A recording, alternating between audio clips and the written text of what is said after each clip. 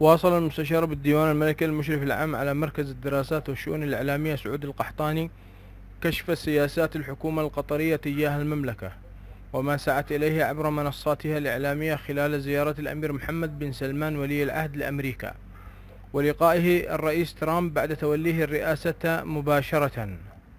وقال القحطاني إن من الأمور الغريبة التي لا يمكن أن ينساها ما قامت به الجزيرة يوم وصول الأمير محمد بن سلمان للولايات المتحدة لمقابلة الرئيس ترامب، حيث كانت الزيارة في ظل شحن إعلامي كبير يتوقع أن تكون سياسات الرئيس ترامب عدائية تجاه المملكة وخاصة في موضوع جاستا.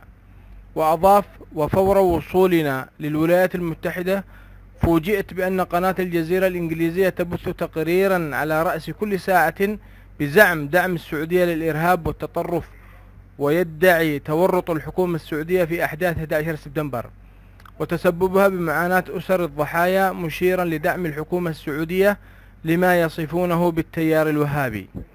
وأوضح أن قناة الجزيرة كانت تكرر بشكل مستمر ما قاله الرئيس ترامب عن قانون جاستا، وأن أسر الضحايا والشعب الأمريكي ينتظرون تفعيله، ساردا التفاصيل بقوله: كانت مفاجأة بالنسبة لي، فاتصلت بسيف بن أحمد آل ثاني وأخبرته عن الموضوع وأننا كنا ننتظر منهم الدعم وليس ما حصل، فوعد بإيقافهم خلال دقائق.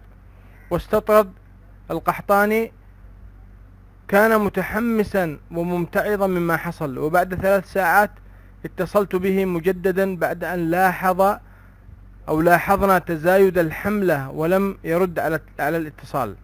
ليضيف القحطاني أن سيف اتصل به بعدها وقال له أنه لم يتمكن من الوصول لتميم ولا لوالده، فقال له القحطاني: منذ أن بدأ التنسيق بيننا منذ 2 شهر وأنت تتصرف مباشرة بكل ما يخص قناتي الجزيرة العربية والإنجليزية.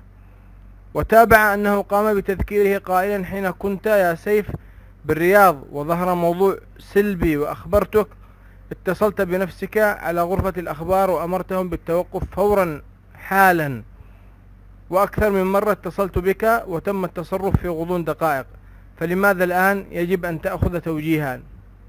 كان رده مرتبكا ولم أفهم منه شيئا حقيقة.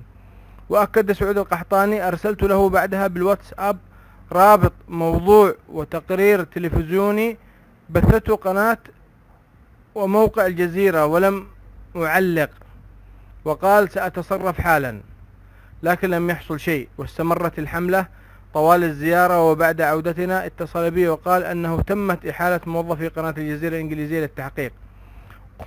قلت له: الوقت فات والضرر حدث.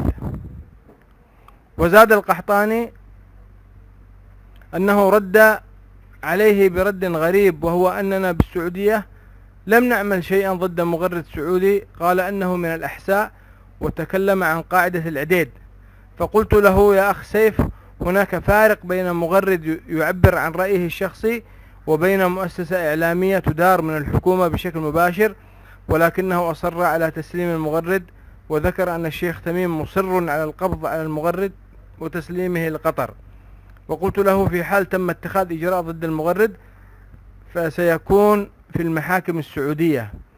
ولفت القحطاني إلى أنه بعد مراجعة التغريدة التي أشار لها للمغرد المعني وهو منذر الشيخ مبارك لم يكن فيها ما يستدعي الغضب، وكانت محاولة للتشويش على الغضب الذي استشعروه من تقارير الجزيرة الإنجليزية والشكل السخيف الذي ظهروا به كمحرضين ضد السعودية.